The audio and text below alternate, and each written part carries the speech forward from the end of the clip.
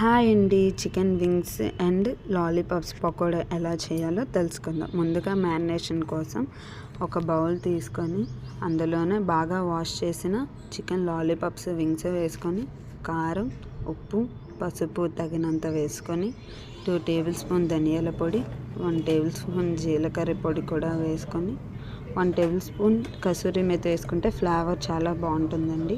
ఇవన్నీ వేసి మసాలాస్ అన్నీ ముక్కకు పట్టేలాగా బాగా కలుపుకొని 1/2 అవర్ పాటు పక్కన పెట్టుకోవాలి.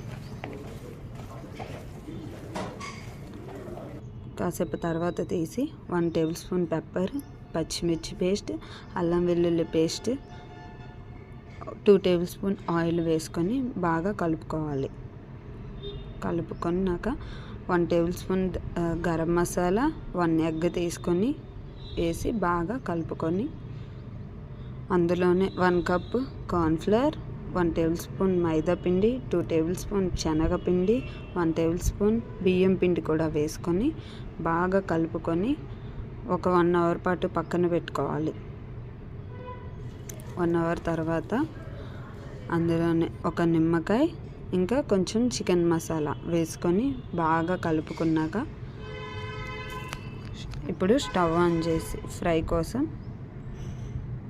ముందుగా స్టవ్ ఆన్ చేసి ఒక కళాయి పెట్టి ఆయిల్ వేసి ఆయిల్ బాగా హీట్ అవ్వాలండి.